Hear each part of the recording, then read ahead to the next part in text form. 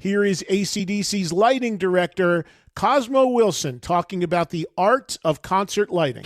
Joining me now in the studio, a conversation that I've long wanted to have on the air, a guy that's been a friend for many, many years. And, I love, as the audience knows, getting into some of the behind-the-scenes stuff, the guys that really make these shows work and happen. And I had one of my favorite sound guys on, giving us stories about doing live sound. And, we had a great conversation with Dave Natal, who does the Stones, and actually had invited me to the Stones show, and I sat at the board and watched him do what he does, which was so cool. And then after Dave was on, he won an award for his sound work, and he thanked me because he thought being on this show had something to do with it, which I don't think it did at all. I think it has to do with how great Dave is at what he does, but it was kind of him to say that. But hopefully this will result in more awards for this guy. I don't know if he needs any more awards, but this guy comes from the lighting world and is also, like Dave, at the top of the food chain for what he does. He is currently out on tour doing the lighting for AC/DC. Cosmo Wilson is here. Good to see you, buddy. Great to see you. It's a great honor to be here on your show. Thank you. Well, thanks for taking the time. And I was thinking about this before you came on, because you and I have known each other for a while, and we always talk and say hello from time to time. With the various bands you've worked with. But my recollection of when we first met was when you were doing Aerosmith, and it was probably 15, 20 years ago. Yeah. And I did 3 shows that the promoter hired me to kind of be like a host meet and greeter. And they were Wichita, Kansas, Oklahoma City. Yep, that's right. And I believe that's when you and I first kind of connected and met. Yeah, I was trying to think of that as well, when we did meet, but I'm pretty sure it was on Aerosmith. And the thing that I was impressed with you, because I watched that metal show a lot when it was on, and you're such an encyclopedia of rock and the musicians and music. But I was impressed about how much you knew about me and the bands that I'd worked with in the past. I was like, wow, that you definitely do your research. Yeah, well, I'm a nerd with this stuff, man, because I was the guy that when I got a record, I read every liner note and every thank you and every who mixed it, who mastered it. And it's pretty much the only thing I've retained. I couldn't tell you my parents' birthdays, but I could tell you who mastered a certain record. So it's just kind of an odd thing. And like Zach Wilde always says to me, he's like, man, he goes, at least you found a way to make a living at it. He goes, if you got any genius and you found a way to make a living at the one thing you know. I said, yeah, probably. But I remember that tour because, well, first of all, I love Aerosmith, and I got to fly on the plane with the guys, which was something I'll never forget. But I also remember being at one of the sound checks, and I'm sitting there, and you're at the lighting board, and Steven was out walking on the big ego ramp thing or whatever. Right. And I remember him saying over the PA, doors weren't open. He's like, Cosmo, put some lights on here or whatever. And you're like, you're talking about, like, that's all the lights we got. Yeah. And he's going, what? That's all, Cosmo, that's all the lights we got on this tour. Like, what are we doing? And I remember there was a whole thing back and forth with you guys and him trying to want more lighting, but it wasn't physically there at the time. It wasn't physically there. And it was budgets as well. And and I was doing the best I could with what I had. And we brought in some more lights after that, but yeah, it was funny. It was exactly what he said. Put up all the lights. Steven, they are up. I remember that. I remember just sitting there being a fly on the wall, being like, this is too cool to just, because I love that kind of stuff. I love that, because I always tell the audience, and, whenever I host shows, I always give a shout out from the stage to the crew, because you guys are the real unsung heroes of these shows, whatever it is, the riggers, the lighting people, the sound people. I don't know. Do you know Dave Natal? Oh, yeah. Yes, I do. So Dave, I love what Dave does, and I love his mixes. And when the Stones played here at Allegiant, well, actually SoFi, right? He asked me to come out, and I got there early, and he let me walk the stage, which was crazy, and then sit at the console with him and watch what he did, and we just had a great conversation about it. And it's so interesting to me because that is, people go to these shows and they don't think for a minute about the guy doing that, or they don't think for the minute about what you're doing and why that stage looks so cool. And, Dave told his story of how he started being a sound guy. He kind of just fell into it. For you, who I view like him very much at the top of the food chain for what you do, where did it start? How did it start that you became a lighting guy?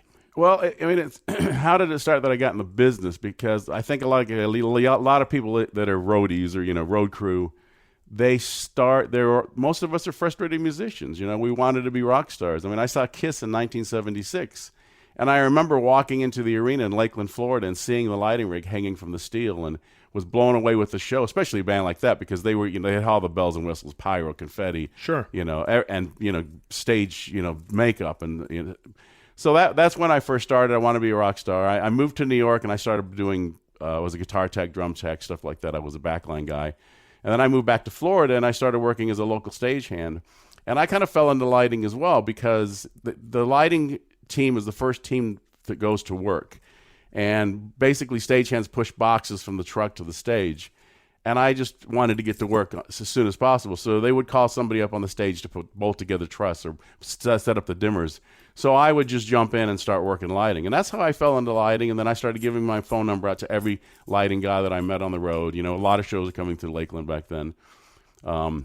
And finally, I got a call to go on the road. And in 1986, I went out with The Cure as a crew guy. And then I did... Not lighting, just... Lighting crew. Lighting crew. Yeah, okay. I wasn't running lights, but I was putting up the system. Right. And then I did the Invisible Touch tour for Genesis in 1986, 87 as a crew guy. And, I did a few different tours, and that evolved. And what happens is they have an opening act, and they don't bring a lighting guy. So they asked me if I wanted to run lights for one of the opening acts. It was Steel Pulse when I was out with NXS, and I said, sure. So I ran lights for, Steel Pulse opening up for NXS. It's a reggae band, right? Yes, exactly. Yeah. Okay. And I loved it. I said, man, this is great. But and I did a few different bands, for the next couple of years. And then I went out with the Rolling Stones as the crew chief on the Steel Wheels tour. And well, hold on. That's a pretty big leap, isn't it? You went from being the opening act for INXS doing that or working on that crew to being, you said, crew chief. Yeah, so that's a leap. Stones, that's a big jump. Well, I went from I did INXS in 87, 88. I did Crowded House. I did, but I was on the crew. Yeah, I was crew chief for INXS. But yeah, I was a big leap when I went to the Stones as a crew chief. We had two systems. We had two crew chiefs. And so I put, I set the system up. But the reason I started running lights is because the LD at the time, the lighting director at the time, Sean Richardson, he was leaving to do Tina Turner. But during the show, it was a 3-hour show, he had to get up to take a bathroom break. So they put me down and he said, well, do you want to run a song while I go to the bathroom? And because they knew I could run lights. So I ran the lights. But I didn't know at the time they were grooming me to take over for him because he left to do Tina Turner. We went to Japan in 1990. And the overall designer, Patrick Woodruff, said, do you want to take the tour over? I was like, are you kidding me? So we did Japan and then went to Europe for about 5 or 6 months and finished the tour. And then after that, he got AC/DC as the overall designer and said, do you want to run lights for AC/DC? And I'm like, well, yeah, of course, one of my favorite bands of all time. So the affiliation with AC/DC started then? Yeah. Mm-hmm. And did you have, was there, to do lights, was there a mentor to you? Like, did you have a guy that, people that had done it before you that you were aware of and that you were like, that kind of maybe tutored you a little bit or that influenced you a little bit? I think they were mentors without knowing they were being mentors. I mean, the shows that came through Lakeland, Florida. So I ran Spotlight, which you talked to the LD. He calls the spots. I mean, it's not just automated. He calls you to black out, what color to go to, who to be on. So I was, I listened to different LDs. A guy named Howard Ungerleider, who did Rush. Yeah, I know the name. Yep, and Paul Dexter, who did Ronnie James Dio. All these people that I listened to, Mark Brickman on Roger Waters and stuff like that. So I picked up how to call spots and how they ran shows just by watching them. So, years later I told them, and so they were my mentors without knowing it. But Patrick Woodruff, seeing me, what I could do with the Rolling Stones running lights, as I said, they were grooming me. And then he gave me AC/DC and so he was a big mentor for me because he's been a big designer. He's done the Stones forever. He's done AC/DC forever. He started out as a crew guy in Rod Stewart back in the probably 70s. So he's been around. He's still doing it. But he entrusts me with taking the show on the road, and he's probably my biggest mentor when it comes to that. Now when I had Dave on talking about the sound end of touring.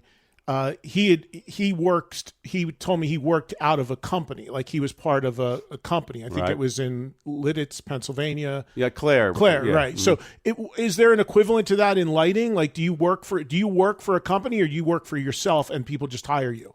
There's not really a company for lighting. I mean, there's lighting companies, but they supply gear. Claire does supply engineers and stuff like that, but I've been independent since basically the Stones. Right. Since 1990. So Right. a long And when time. you said earlier about calling spots, you're talking about the spotlights operators, and you're on headsets and you're telling them who to focus on during the show? Correct. So how many generally? Well, here's something. When I was promoting throughout the week that you were coming on, I was talking about this a little bit. So as a kid going to concerts, my first concert ever was Kiss, 77 Madison Square Garden, a Live 2 tour. And obviously, I want to get into this with you too, because obviously lighting with technology, I'm sure, has changed dramatically.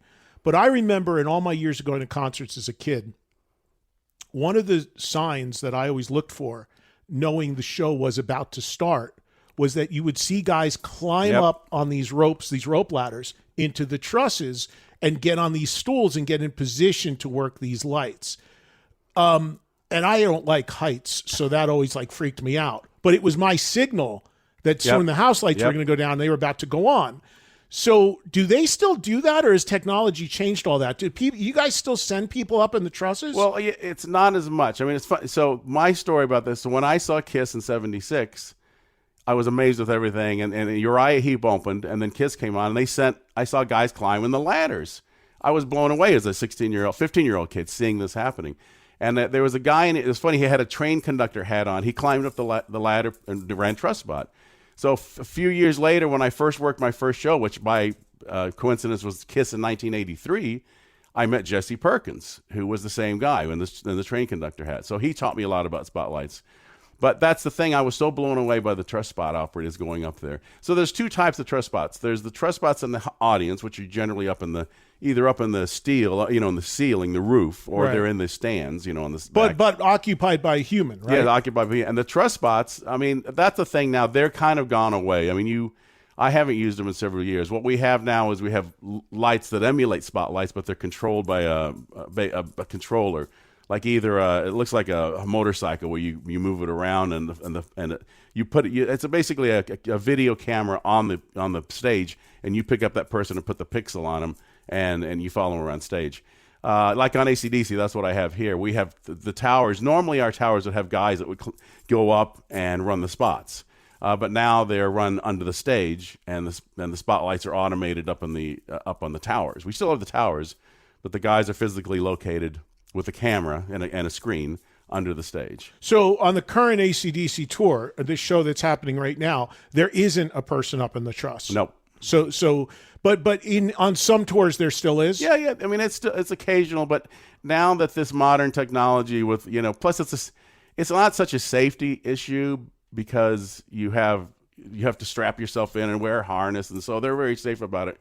But the thing is, you're getting the same results. I miss the fact of seeing somebody climb up the truss. As long as you're not doing it. Yeah, well, I mean, I used to, my first time Did I you go up there? Oh, yeah. I mean, I was a truss spot operator. On Ronnie James Dio, they said, do you want to run truss spot? And I had no idea. And I said, sure.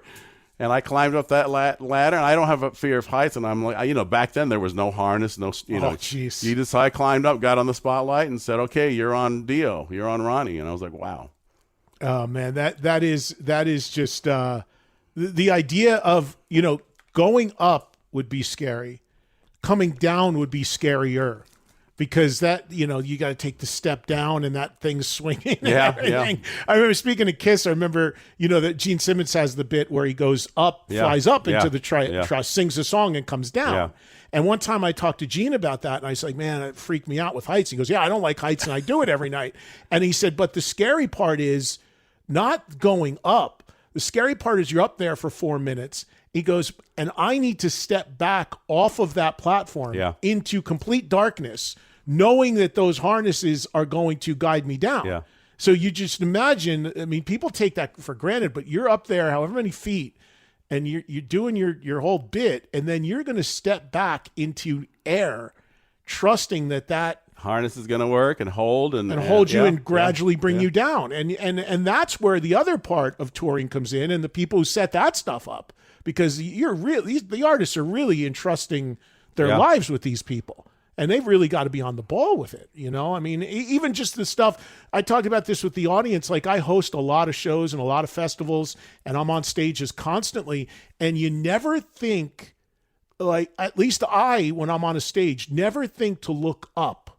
You know, you're looking out at the audience, you're looking at the wings, but you never look up, and you don't realize, unless you look up, how much stuff is hanging right above your head, and that's been hung there, and that just... Somebody didn't do it the right way. That thing comes down. Yeah, that's it. It's, you know, I've been outdoor festivals where it starts shaking and moving, and the PA stack starts swinging. It's like, you don't realize how much stuff is up there. So it's, you know, that's why I say so much credit has to go to what, you know, the crew people do, because it's entrusting, in some cases, you're literally entrusting the safety and lives of people. 100%. I mean, you know, it's like the Indiana State Fair when the storm came through and the entire stage and rig came down. A friend of mine was a truss spot operator, and he was severely injured, and one guy died. You know, fortunately, there was nobody on the stage because they were getting ready to come down because the storm was coming. But you're right. I mean, you entrust it to the riggers hanging everything, and then each department, like the lighting department, has to bolt the trusses together to make sure the connections are done and safe. The sound, the amount of sound that hangs. There's so much in the air. You're correct in it. And if one little weak link, literally one weak link, something comes down. Did you ever hear any funny stories about the guys that go up in the whether it's back in the day or recently, where I always think about it as like, you know, what if the band plays a long time and you got to really go to the bathroom or something? Like, did you just see that thing that just happened on Inside the NBA when Shaq got up and walked off a live TV set because he had to go to the bathroom? Oh, yeah. And it's made news all over the place. He's just like, I got to go. And he went, like, you're up there in the middle of a show. Well, I mean, it's funny you say that. I mean, you tell them before the show, you know, it's a long show. You're going to be up there. Make sure you use the bathroom before you go up, you know. And I've had people say, I've got to come down. And we say, well, come down. But here's the thing, like a chain motor, a hoist is what lifts the trusses and everything up.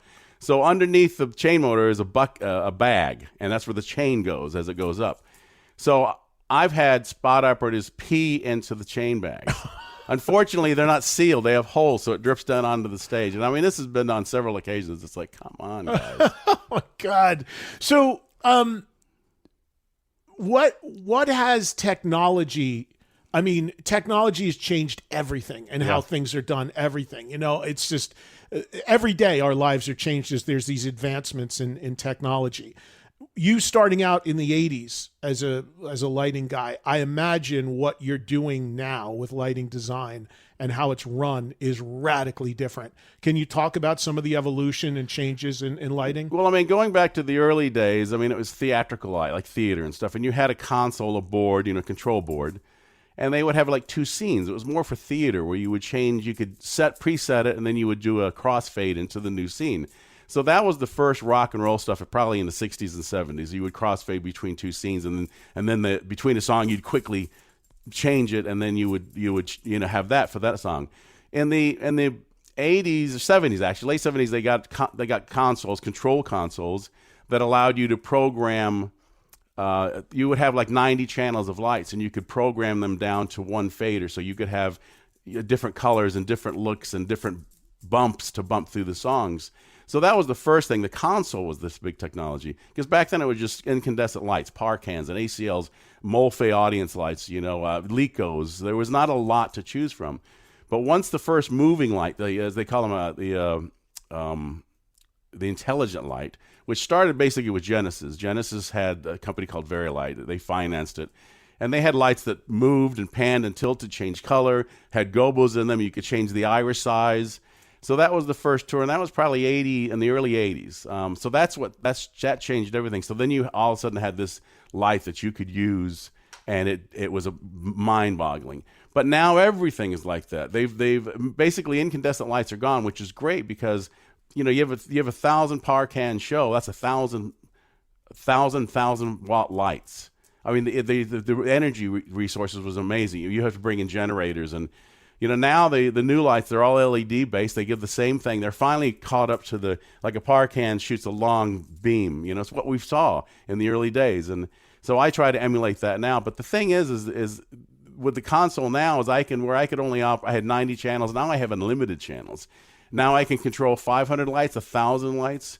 So that's the big difference, is I can do so much on my own. Whereas when I first started, like AC/DC, the Rolling Stones, we had a conventional console and a moving light console and 2 operators.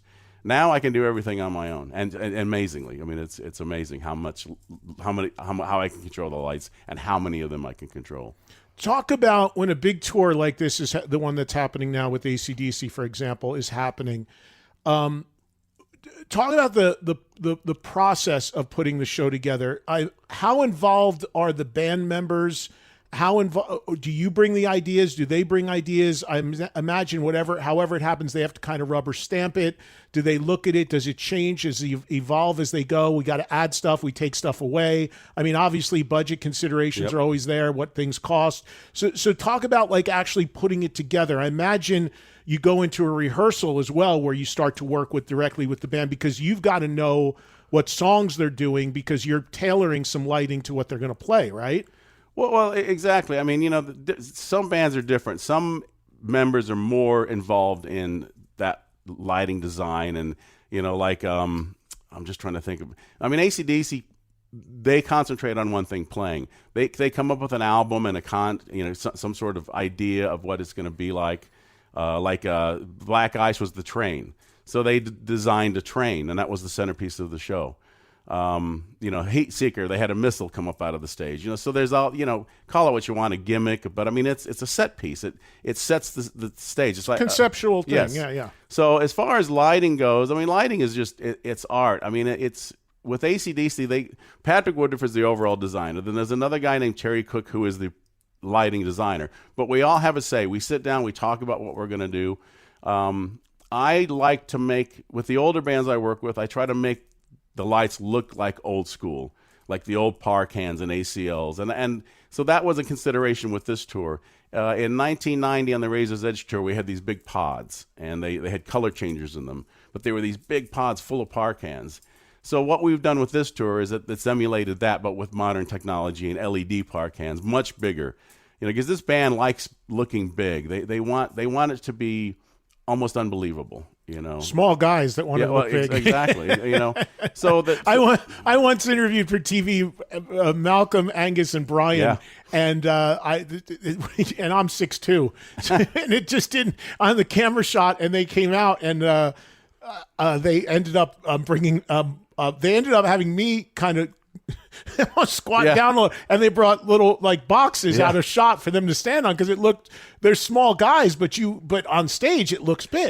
They look like giants. And that's part of it, is the way they're lit, I would think too, and they're up there on that huge stage. I mean, because these are huge stages. I mean, you're in football stadiums with this thing, so it's a lot of power that's going on up there that you're dealing with. It's really, really fascinating to me. Now, do you get involved in the video screens at all? Is that in your domain or no? Well, it depends on the tour. On a tour like this that is so large, they're completely separate. But like on Aerosmith, I ran the content for the videos. A lot of tours, I run the content. Slash, I'll run the content. Judas Priest.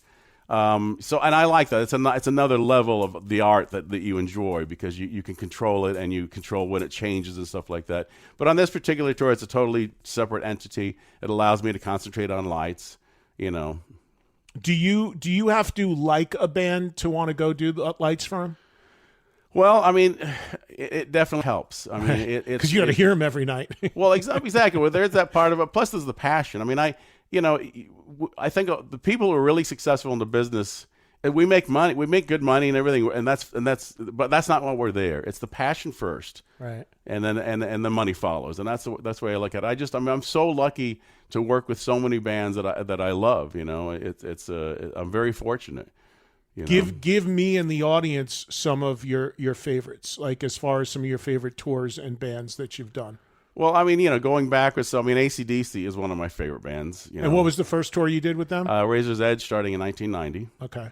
I did Aerosmith is great, another great band. I mean, AC/DC is straightforward rock and roll. There's no ballads or anything. Ballads are fun to do, and Aerosmith has ballads. I worked for the Scorpions for 12 years, another band that was set. They talk about a great bunch of people, and I'll tell you the difference between them and AC/DC in a second here, but. Crowded House was a band I worked for. I was on the lighting crew, but they were such a great bunch of people. But as far as running lights, I mean, I got to run lights for Meatloaf, which was a great experience. I did Motley Crue, which is, music that I loved and stuff. Which tour? The Greatest Hits tour in 98 and 99. Okay. And that's when Tommy came back. That's when Tommy came back. That was the first tour that he came back. Red, White, and Crew was that Greatest Hits record. Yeah, that's right. Yeah, so I went to the press conference for that when they all reunited. Yep. And I did lights for Rod Stewart, and that was, it's not necessarily my kind of music, but I enjoyed it. There's a lot of songs of his that I liked. Pretty much every band that I've worked for, I've been fortunate to love the music, and I've done Blondie, Slash, I've done Journey. We've done so many bands, and I mean, I would happily go back and do almost every single one of them just because of the love of music. It's funny, Judas Priest is one of my favorite bands of all time. I just when I first heard British Steel in 1980, it changed my life. I'm like, this is my music. This is my music. That suddenly caught me when I heard Breaking the Law. I was like, wow, the guitar sound, the production was unbelievable. So I'd always wanted to run lights for Judas Priest, but you got to be careful because you think, well, I don't want to hate the band and never listen to him again. But fortunately, when I finally did get to run lights for Judas Priest, it was a dream come true. Yeah. And working with, Rob, as you know, Rob is amazing. The entire band is just such a great bunch of guys. They care. They're passionate about their music. So. Yeah. What was the biggest show you've, like, in attendance-wise, scope-wise, size-wise? What was the biggest show? Well, that's an easy one. In 1991, we were out. AC/DC was the Razor's Edge tour, but we did the Monsters of Rock tour, and it was AC/DC, Metallica, Motley Crue. I think Black Crowes were there. Was that in America? No, just in Europe. Okay. But it was back in what happened is they had the big coup in Moscow in Russia back in 1991 or 90, somewhere around there. What the mayor of Moscow did is he wanted to treat the people of Moscow to a concert, Western concert, by bringing somebody there. So he decided we were already touring, so we added a show in Moscow. We went to a Russian Air Force base or Soviet Air Force base called Tushino Airfield. And we brought the show there. 1.6 million people were there. Wow. It was unbelievable. Wow. That is crazy. I can't even get an idea of the scope of that. That just is even hard to imagine. 1.6 million. Amazing. What artist that you worked with, what act had the artist or the person in the band or the band that was most involved in what you did? Like, maybe to the point of being a pain in the ass without calling them out, but that was just the most engaged in what you did, that was kind of, on you about it all the time. It's like, let's do this, let's try this, let's change this. Well, Steven Tyler, has I was going to figure because I saw it firsthand. So he has a lot to say. He doesn't so much come to me and say, I want you to do this, I want you to do that. He wants me to come up with magic, and that's what I love to do. I would come to him before a show and let's try this, let's try that. He would say, Cosmo, this is great, Sometimes it works, sometimes it wouldn't, but he loved that creative juices that, of me trying to come up with something new, and he loved magic. He says, and that's what I love about these concerts, is you go there and you see something. It's like ZZ Top was great. They actually hired a magician, to do their, magician to give them tricks, when they disappeared into the stage and stuff like that. ZZ Top disappeared in the stage? Yeah, back in the, the Eliminator, back in the... I didn't know. I didn't see that. They had some great shows. I mean, and that, the band Angel? Yeah, yeah. I never saw them live, but they had all those effects where they appeared and disappeared, and that's why they never made any money, because they never had a hit, and they put it all into the show. Well, that's what I said to Aerosmith. Because I wanted Joe and Steven to be like they were here, and they would suddenly appear out in the audience or something like that. But it's a lot, especially for the logistics of it. I mean, I think on remember the Merry Mayhem tour with Ozzy? He came out in a sled dressed like Santa Claus. Yes. Rob Zombie was on that. Yeah, exactly. And then he would appear on stage. It was great. So I was at that show at the Meadowlands. Actually, I remember that. There's real quick on Aerosmith. You were at Tyler's Janie's Fund. I saw you there, right? Yeah. That's when I saw you last. A few months ago. Yeah. He got up and sang. And I thought he did well. I mean, he had some people up there with him, but. Do you hold out hope that he could at least do one more show? Do you think? Oh, I think he could do more than one more show. I think the issue we had, I mean, it's it's consistently doing shows, and I think when you book a tour, we had 40 shows booked on that tour, on the final tour, Right. and we did 3. That was it. So you can imagine the amount of money that had to be refunded and the amount of money it cost Live Nation and Aerosmith and stuff like that. So it's hard to commit to a tour like that, and not knowing 100% if you're going to have to cancel a show or two. So I want them to do like Billy Joel does, or like he was doing. He'd do the Garden once a month, let's do a show, see how it goes. It's like when we did the 50th anniversary show at Fenway. It was brilliant. Yeah.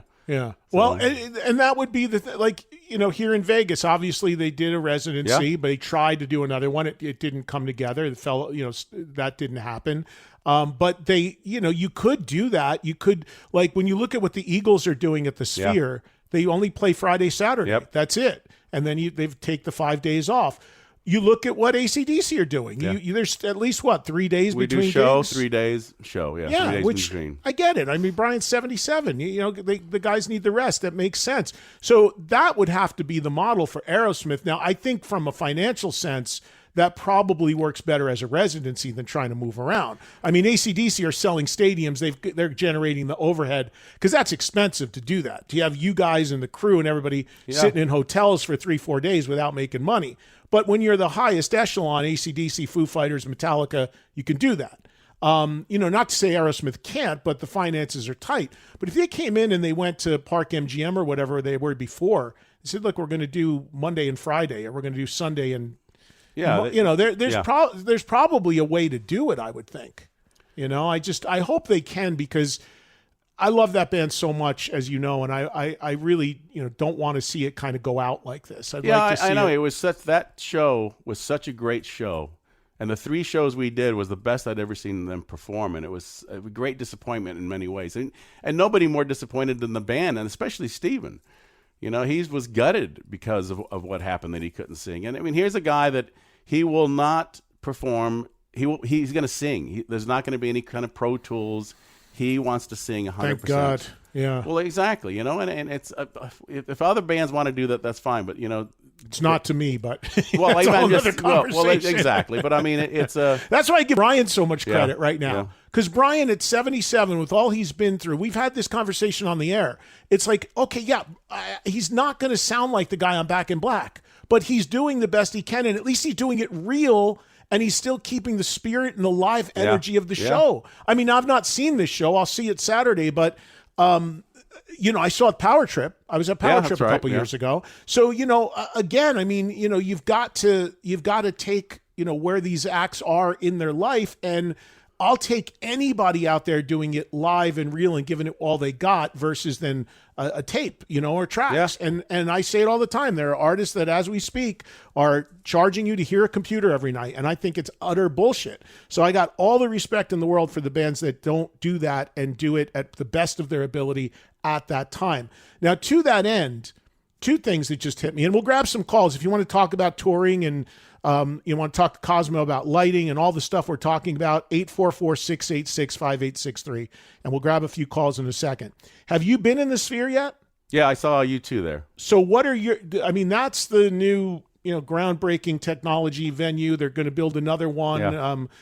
Kirk Hammett said they have not had a heavy rock band in there yet. Kirk Hammett said he'd love to do it with Metallica. I could see Metallica. Yeah. I could see Guns. You got to be able to do multiple nights. Yeah. But I could see Foo Fighters. I could see AC/DC. What are your thoughts just from what you do, with the Sphere and the ability of what you can do in there? Because I went to U2 opening night, and I was struck because you go in and there's virtually nothing on the stage because the building itself is basically the lighting. What were your thoughts about it? Well, I mean, from a lighting perspective, it's basic. It is light the band so they can be seen on the stage. On the video, it's from the audience. So I get that. I mean, you're not going to bring an enormous lighting rig in there, but from a creative point of view, there's so much you can do with the Sphere, with the video inside. I mean, you can recreate lights, and especially like you said, a band like AC/DC with the iconic things they have, like Rosie, the bell, the cannons.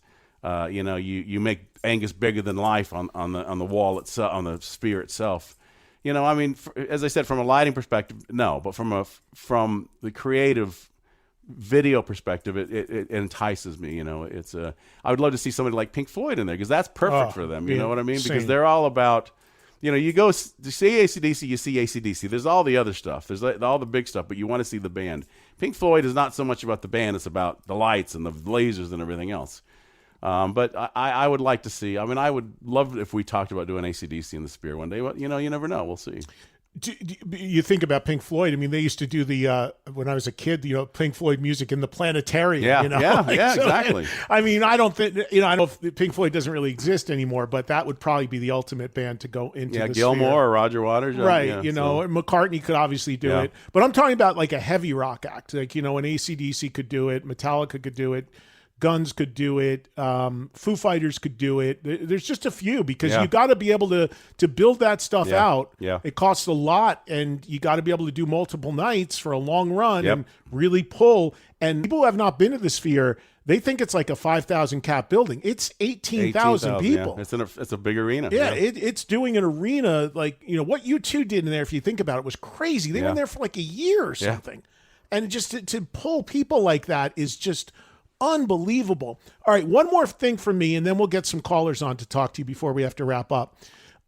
So often we have people that call in that talk about bands' set lists. Right. And they a lot of times bitch that the set list doesn't change or whatever. But a lot of that is tied to the fact that when a show gets put together, it's all kind of like sequenced to know what's going on, right? So my question to you is, you know what AC/DC are going to play every night. You're out there with them every night right now.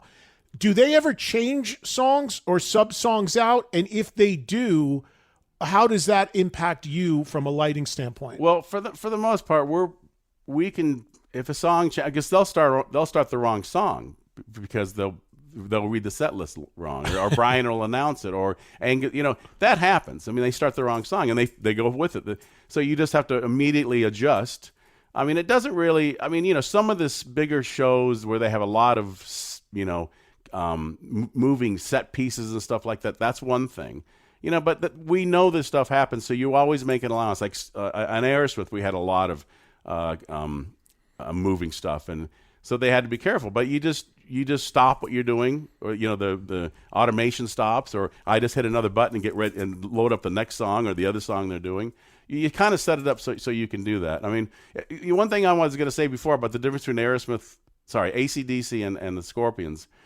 AC/DC's important thing is to bring the show to everybody. The big show, the full production. It's important to them to bring it. That's why we don't do a lot of smaller places, because of the logistics and the money to get there. The Scorpions, on the other hand, want to bring their show to everybody. So they'll cut production, stuff like that, just to bring the music to the people.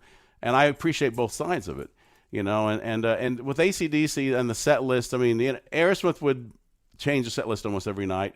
But if they got a really good set, they would kind of stick with it for 2 or 3 nights. AC/DC wants that consistency. They want the as they call them, the kids that were here last night in the other city. They want these kids tonight in say Vegas.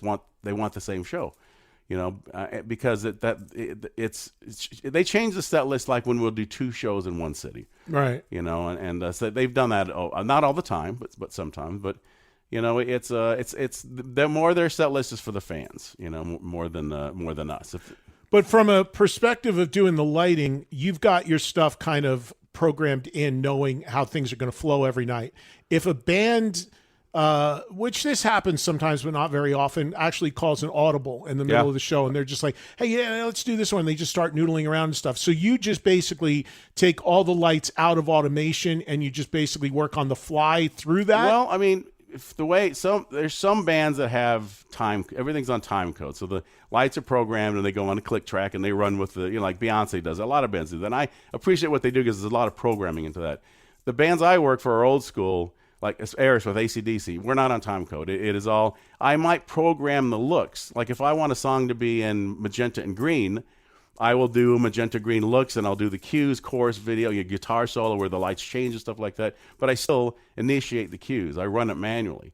So if they do another song, then I just select the song that I've already programmed. If they pull something, like Aerosmith would pull something out, on Audible, and I have a page, I call it my busk page, and it's set up so I can just run lights like old school. I see. Interesting. Really? Do you think AC/DC does more after this? I'm hoping so. I mean, it's funny because you went to Power Trip, and that was kind of the deciding show. Let's see how it goes, because it's been a while, 8 years since we've done a show, right. and it went fantastically. And then they said let's tour, and then that's when we did the tour last summer in Europe, and then the kind of cool thing is AC/DC normally tours like a year and a half solid, but this time we did a chunk in Europe for 4 months, and then we took 6 months off. And now we're here, and we're doing 2 months here in the States. We're doing a little over 2 months in Europe after that. And then I don't know. I hope so. As long as the band are having a good time, and I think they are. I mean, Brian and Angus seem happy. The crowd seem happy. I can say we got to go to Australia. How do you not go to Australia? But I don't know. I hope we do. Well, there's a lot of people that wondered about this run that's on right now. How do you not do the New York market? Well, there's some big holes here. Yeah. There's some major cities. San Francisco, Bay Area, Seattle. Yeah, I mean, we did one show in Canada. You can do Toronto. Yeah. So that's kind of the kind of placement of the shows is a little bit odd, but I don't know if that's based on availability or offers or what. You'd think, wherever they went, they're going to pack the building. Well, so. I think it's probably availability, and the other thing is the scheduling show 3 days off. Right. So that's it's not like we can push it up 2 shows or 2 days, or we can extend it because, like you said, everything costs. Every day off, people are getting paid. Gear is being rented, so. They booked what they could. I mean, I was surprised we didn't play Toronto, but yeah. Well, me too. When I saw these dates come out, the ones that jumped out was Canada, no Toronto, California, no San Francisco area, and the biggest market in the country, New York, New Jersey, which I thought there would be another wave announced. I was like, there's no way those cities aren't going to be hit, because people that were buying tickets were kind of like, people were like, because I think you did New England, right? You did like Fox, Boston. We're doing Boston, yeah. Doing Boston. Yeah. So people were like in the New York area, hey, do I drive 4 or 5 hours and buy a ticket, or are they going to announce a show here? So they haven't. So yeah, it was interesting. But again, to me, when you're looking at a band like AC/DC and their history and how long they've been doing it, I don't think anybody would have a problem if they just said, hey, we're only playing Vegas for a month and you got to come here. Everybody does that. They're a band of that level that can pull like that from all over the world. I mean, this weekend, you're going to have people starting probably today coming to this town from all over the world. Because I noticed too, being a pro Vegas guy, and it didn't surprise me, this was the date that sold out immediately. Yeah. Because it's Vegas, it's a Saturday, and that's why all these residencies happen here, because there's so many other things for people to do. They want to party, gamble, whatever. And whether it's a sporting event or whether it's their favorite band, they get to see them play. So that's something that I think that's why this has become the headquarters of every residency. Yeah, you're right. Makes a lot of sense, because ultimately, if you can get people to come to you, it saves a lot of money on overhead too, in terms of travel and all of that. So, and finally, before I go to calls, what do you think of this? I mean, Power Trip was Cliff Williams' last show. Yeah. So now they've got Chaney in there playing bass. Everybody's raving. I mean, of course, people miss Phil Rudd, but everybody's raving about this drummer, Matt Log, what he's doing. Yeah. So from a fan standpoint, how do you feel about what the band sounds like now? It sounds like AC/DC. Both those guys have come. I mean, Stevie came in a while ago, but he's been a guitar player for a long time, and he had big shoes to fill with Malcolm. Sure. But he came in and knocked it out of the park. And Chris and Matt are both solid. They're the backbone of the band in that sense, and they let Brian and Angus get on with it, and that's the key thing.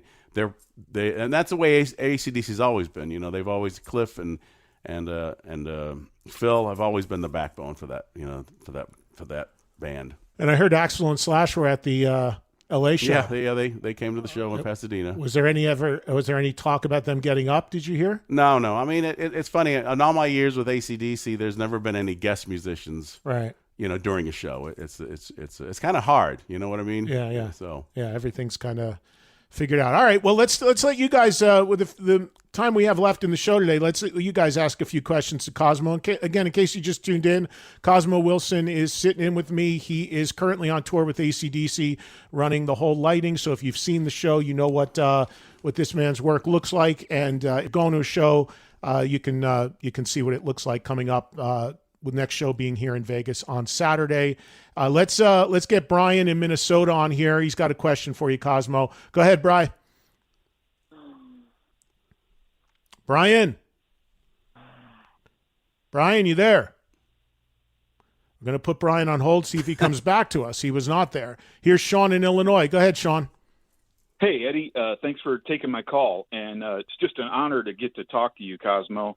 I'm like 5 minutes behind on the app listening, so I'm not completely live, but everything I've heard is amazing. So thank you. And one of the things I wanted to touch on really quick is when you were talking about the Genesis tour. I saw that back at the ISU Bone Student Center in like 84, 85, and that was my first experience seeing those new type of lights. And you talk about being blown away. Those were just absolutely stunning. And the way Phil Collins was lit during the song Mama, you know, because that was really cool. And then the other thing that you had touched on that Eddie wasn't aware of, I guess, the ZZ Top show, when you were talking about disappearing in the stage. But the other really cool effect was when they had the sparkles in their beards on the suits. Their guitars were white fuzzy and spinning, and they were walking back and forth on the conveyor belts. So was that your doing and your idea, or did they bring that to it? No, that was just it's funny, the lighting company that I worked with during that day did the lights for that tour. So that's why I didn't do the tour, but I saw a bunch of shows because we supplied the lighting for it. So it was interesting to see the magic and how they did things, and those spinning, the way the guitar spun was fantastic. Yeah, that was amazing. And the other really cool thing was my wife and I got married in '88, so our first year anniversary, like your 25th is silver. So the first year was paper. So I got tickets for us to see the Stones on the Steel Wheels tour in St. Louis. And Guns was supposed to be opening up. They blew up, and special drop-in guest was amazing band in Living Color. So, and I just want to tell Eddie really quick, my wife and I are going to see Floyd tonight at IMAX, the Pompeii movie, and then in a week from tonight, we're going to see Rival Sons in Joliet. So one of their few dates they're doing. Yeah, I was going to say, I didn't know they were doing U.S. shows. Yeah, I don't know if it's like a special one-off or not, Eddie, but we are so excited to see that. Yeah, so, get down there and see those guys, man. I love them to death. That's awesome. Best to you both. And again, thanks, Cosmo. And what you do is Sean. amazing, man. And I appreciate you're it. very welcome. Stay well. Thank you, Sean. Appreciate the call. Let's go to Vancouver. Mike is joining us right now on the air. Hey, Mike, you're on. Go ahead. Hey, Eddie. Hey, Cosmo. Nice to talk to you guys. You know what? I was at the show on Tuesday, and I can't say enough. That was an awesome show. I haven't seen AC/DC since the 80s. My wife was really keen on going, so I took her. Great show. Every song, it was a hit. So that was really great. I saw that Power Trip or not Power Trip, but the Power Up album is kind of red and fiery. So I noticed there was a lot of fire in the show, a lot of reds, and I thought that was pretty cool. My question is, BC Place, where you guys played, gets a real bad rep for sound, but I thought it was pretty good. I also liked that they had this scoreboard up above that had video on it that really aided the show. So I wonder what your thoughts on BC Place were, and if you have that video scoreboard at nearly every place, because that thing, it kind of gives you another focal point if you're sitting far back. But great show, Cosmo. Flames and fire. It was awesome, man. Can't say enough. So glad they came to Vancouver. I know they love Vancouver. They've been here recording lots of times. So glad they did Vancouver over other places like Toronto. Who cares about Toronto? They lose in the Stanley Cup. Well, right on. I'm Thanks, glad. guys. Have a great day. Thank you, Mike. That's great. What were your thoughts on that show? Well, I was going to say, I mean, I give credit to our sound engineer, Paul Boothroyd. His nickname was Pab. He's been with AC/DC since '96. He also does Paul McCartney. He's an incredible sound engineer. That's the top rung, It's too. hard on him in these domed stadiums because it's so boomy. And I don't know how the heck he gets a handle on it, but he sure does. He always says it's like AC/DC is like riding a bull. You just hold on. Yeah, he's a guy I'd love to talk to and meet one time because I love talking to those guys. And I talked to Dave about that because this building in particular here in Vegas that you're doing on Saturday is also got a reputation for a lot of boom, and because it's a new building, but it was built for the Raiders. It wasn't built for music. Nope. And they've got Garth Brooks was the first act to play the stadium I remember. here. And I was not there, but people that went complained because they said it was like a nightmare sound-wise in there because they just didn't have it figured out.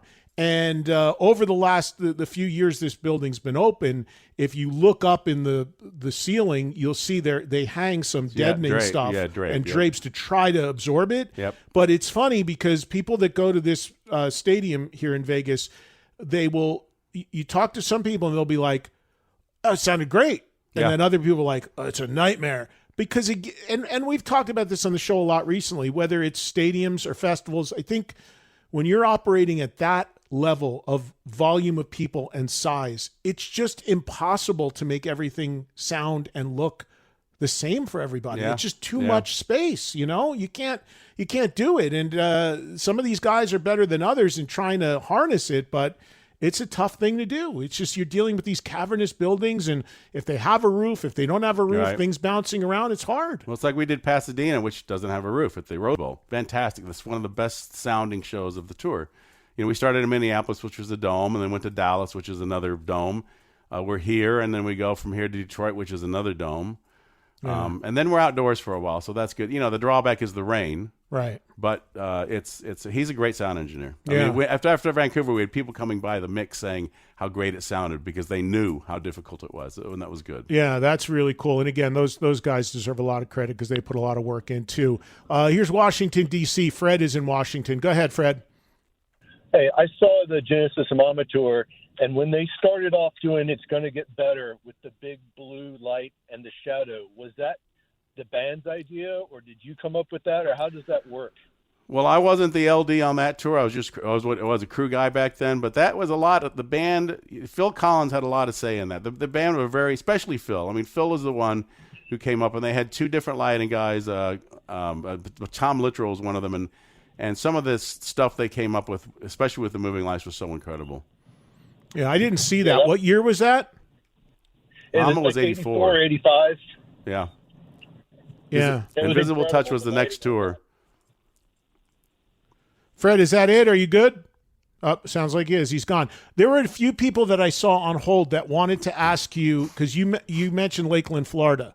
And are you from, is that the area you're from? I'm from Orlando, yeah. So is that near Lakeland? Yeah, it's about an hour away, yeah. People were asking about, because you mentioned Kiss a few times, were you at the show where Ace Frehley was electrocuted? Yeah, that was the show, yeah. You were there? I was there, yeah. Well, you were just there as a fan. Yeah, the first show I saw, Ace Frehley, and that's where Shock Me came from. Right. So you actually witnessed that show. I sure did. Do you remember it? Oh, yeah. Right off the gate, they came out, and he fell down the stairs, and we thought it was part of the show. Then they stopped, and they said Ace had been electrocuted, and we thought the show was like, really? We thought they were going to cancel, but then they came back and did it. Oh, wow. That is wild, man, because obviously, a great song came out of that, and Ace, I've been friends with Ace for 40 years, and he tells the story all the time. He's like, I almost fucking died, and people thought it was part of the show. I think the head of his guitar hit the railing, and it created a circuit and something like that. So how long was he out? Do you remember how long he was out for before they resumed? Only a few minutes. I mean, it wasn't seemed that long, Knowing Ace, he was probably so loaded up with some sort of substance that it saved him, and he bounced back from it. Here's Brian in Minnesota. Go ahead, Brian. Hey, Cosmo. It's great to talk to you. Hey, I'm a spotlight operator myself. I work at the Ledge Amphitheater, a 5,000-seater in Way Park, Minnesota. And I was talking to Eddie the other day when he was promoting your show about climbing the ladders and how people still did it at concerts. And I'm just wondering, other than your very first one when you were running the spotlight on Ronnie James Dio, what's your best or your most memorable climbing the ladder stage story? Well, it's funny you asked that. I got to say, Rush was a great. Rush did a lot of shows in Lakeland because that's where they started. Because Getty wanted to see baseball because the Detroit Tigers would start there. So we would do rehearsals there, and it was great running lights on that band. I mean, you just wanted to watch each band member, but you had to keep the spot, as you know, on the guy you're on. And if you stray away, the guy moves, then all of a sudden he's in the dark. But the coolest thing is we had a bunch of pyro underneath the upstage truss, and we were warned by Howard Ungerleider, here comes the pyro. And I look down and I see this huge flame and then smoke, and we just got enveloped. We didn't get hurt or anything. It was just smoke by the time we got it. But I mean, that was the most amazing thing to look straight down and see that, you know. And I got to run Trust Spot on Prince on the Purple Rain tour, and he did 3 nights in Lakeland. That was talk about unbelievable. Yeah. Oh, sweet. Hey, I was going to say one other thing too. You mentioned working for Crowded House, and I was fortunate enough to work one of their shows last year. So I know it's just a small thing, but I have that in common with you as a Spotlight guy. That's awesome, and I love your Spotlight operator. Keep it up. Thank you. Thanks, Brian. Appreciate it. Maybe time for 1 or 2 more quick ones. Here's Lynn here in Nevada. What's up, Lynn? Hey, Cosmo, this is Lynn. What's up, bud? Hey, Lynn, how are you? Do you know Good, Lynn? man. Oh. Yeah, we know each other. I didn't get a chance to see you down on the floor. They wouldn't let me down there at the Pasadena show, but you're right. The sound was incredible. Your light show was phenomenal, man. It's a must-see show. Well, I really appreciate that, and you're a true fan, and he goes a long way to see AC/DC, and I appreciate your, you know, especially from the big fans that come to a lot of shows and they see, you know, that's a great comment. Thanks, Lynn. Give me, I don't know if I asked you this earlier, but before we run out of time, what's your favorite show you've ever seen just as a fan, and maybe your favorite show you've ever seen that you've worked? Boy, I got to say, you know, I've seen the first Kiss show I saw to this day. The one where Ace went down. Yeah, where Ace went down. I mean, just, you know, back then they were the first band to do that so many different things. Like I said, pyro. I still have a little bag of confetti that I kept because it was especially the one thing you don't see. You see haze in nature like fog, but when you see it in an indoor situation and you see light beams and stuff, it's surreal. It's literally surreal.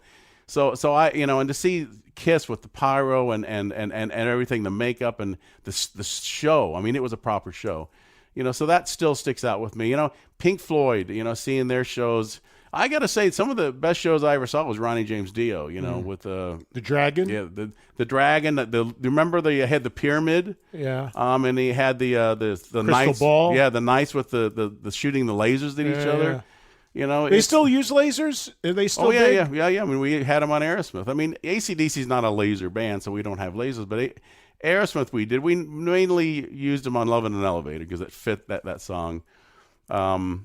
It's, you know, you gotta, like, you know, Rush, Queensryche, you know, there's certain bands. Right, laser bands. Yeah. We are out of time, but great conversation, man. Thank you so much for taking the time. And if you are going to see AC/DC on any of these remaining dates and you walk by the lighting console, give a wave to Cosmo. You'll see him out there doing his magic. Well, thank you to Cosmo. I got a chance to see his work with AC/DC shortly after that interview took place. And I did see AC/DC in Vegas this past Saturday. Just a really impressive show, especially when you consider what Brian Johnson is doing at 77 years old. Amazing. Make sure you follow me on social media at Eddie Trunk, page on Facebook, X, Instagram. EddieTrunk.com is the website. Don't forget, listen every day, Monday through Friday, for Trunk Nation, Faction Talk, Channel 103, live daily, 3 o'clock Eastern, noon Pacific, music and talk about music and your calls and all that. And then we got a show on Mondays as well as a 6th show on Sirius XM, Mondays only, 5 to 8 Eastern. That's live on Hair Nation, Channel 39. That is music and talk as well. So hope you guys join me for 6 shows a week on Sirius XM. If you don't already have the service, again, take advantage of that 3-month trial. Don't even need a credit card to do so. Hopefully you come on board if you are not already listening. Have yourselves a great week, everybody. Hope to catch you on the radio show every day. If not, back here next Thursday for another episode of the podcast.